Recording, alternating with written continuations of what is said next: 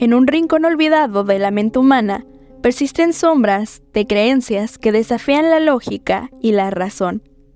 La superstición, ese arte antiguo de atribuir causas a efectos de manera inusual, se erige como un enigma en la intersección de la ignorancia, el miedo y la fascinación por lo desconocido.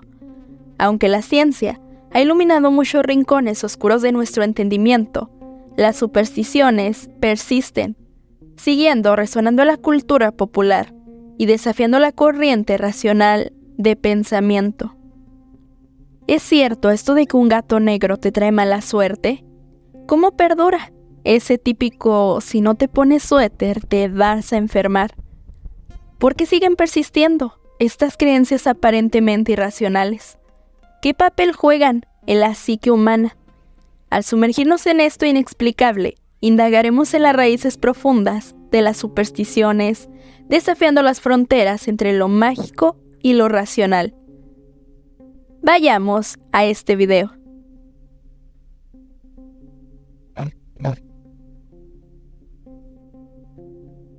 En nuestra travesía por las supersticiones, nos encontramos con la intrigante perspectiva de Michael Shermer, quien en 1998 propuso una teoría fascinante sobre el origen adaptativo de estas creencias, arraigadas en la psique humana. Shermer sostiene que las supersticiones son el resultado de un motor de creencias, una estructura mental que evolucionó con el propósito de reducir la ansiedad inmediata, causa próxima, y permitir a los seres humanos establecer asociaciones causales, causa última.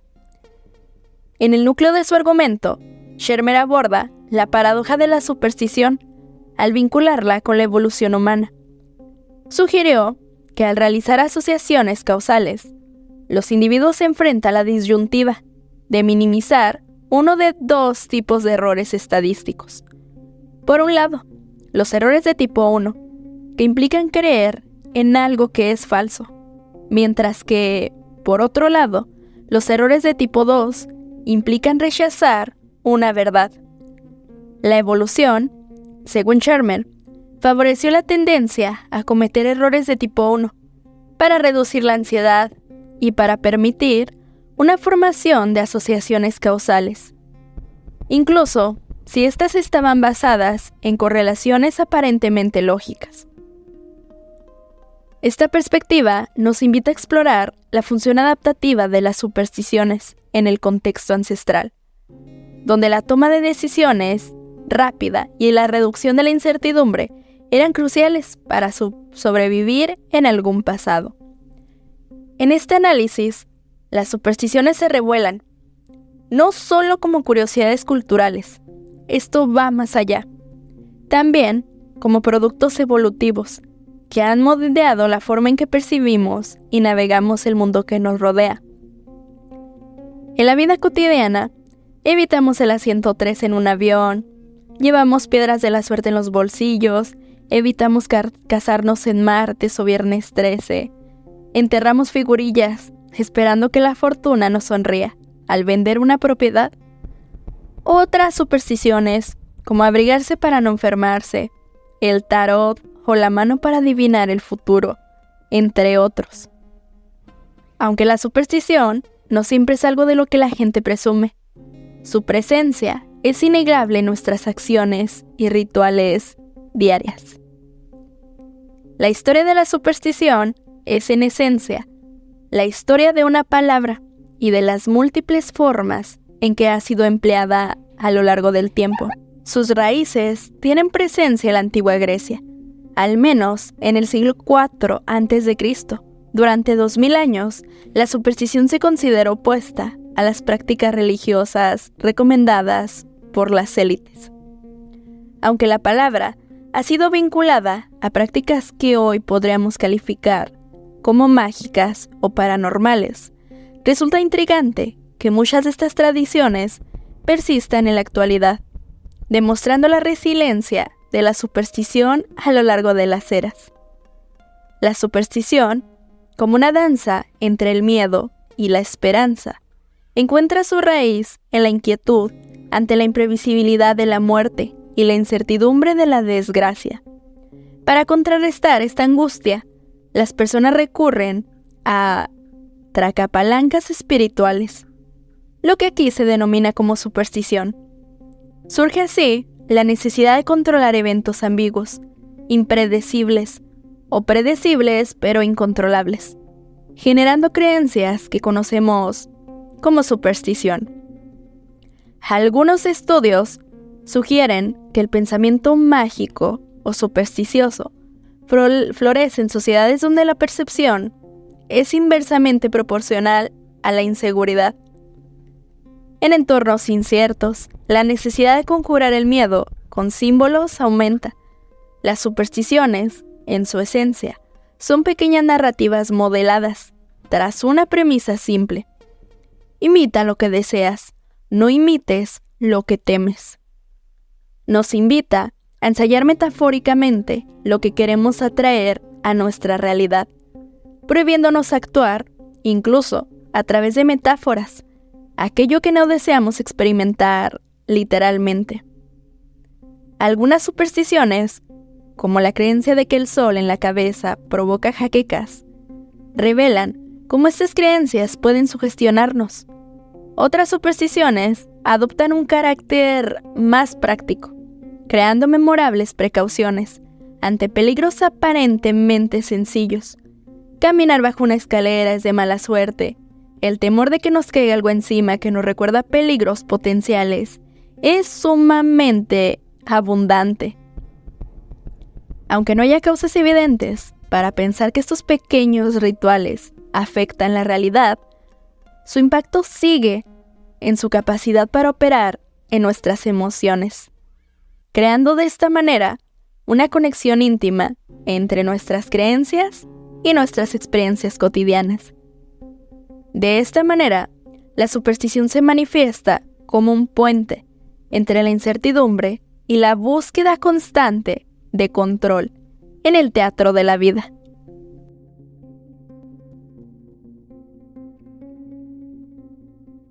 Desde una perspectiva psicológica, se sostiene que los comportamientos supersticiosos cumplen una función clave al brindar a los individuos una ilusión de control en situaciones objetivamente incontrolables o sometidas a la incertidumbre.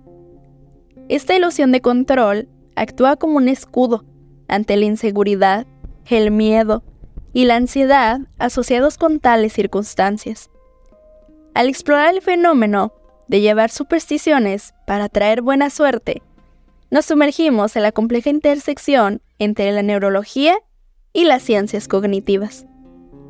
La comprensión contemporánea de la cognición nos revela que estos ensayos metafóricos poseen la capacidad de influir en el cerebro humano de manera similar a eventos emanados de la realidad.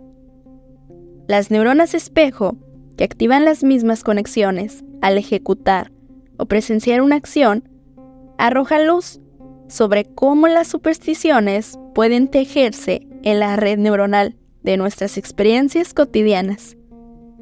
En el complejo entramado de creencias y conductas, la conexión entre personalidad y superstición se revela como un campo fértil para seguir indagando en una investigación psicológica.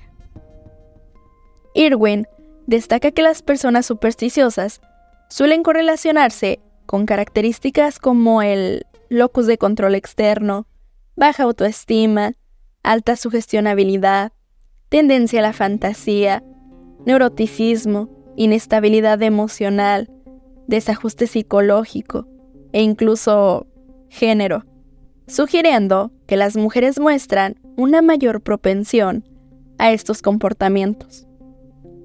Para medir la conducta supersticiosa, destacan dos escalas significativas. La primera es la Ribset Paranormal Belief Scale de Tobasic, adaptada por Díaz Biela y Álvarez García, en una versión española, que tiene una alta fiabilidad y validez factorial. La segunda es la Belief in Superstition Scale, liderada por Scott Flock, de la Universidad de Kansas, aún pendiente de revisión para su publicación en el European Journal of Personality.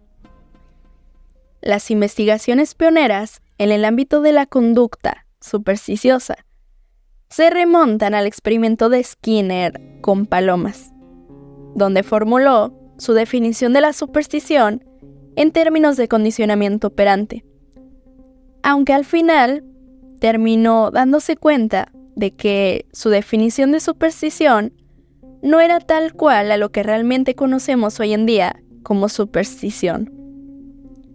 Otro trabajo de Matute en humanos siguió esta perspectiva, permitió generalizar resultados de nuestra especie.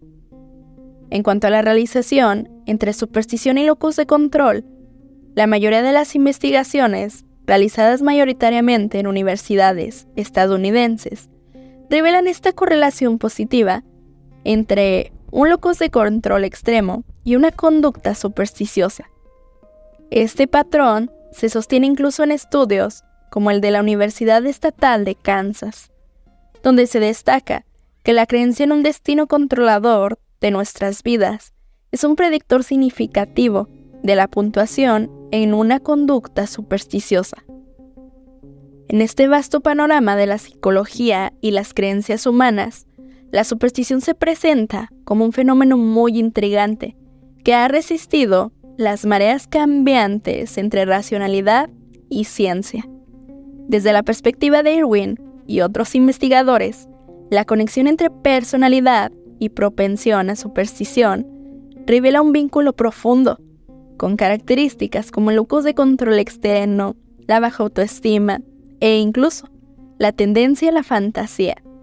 Las escalas de medición, que proporcionan herramientas valiosas para evaluar y entender la compleja red de creencias que caracterizan la conducta supersticiosa.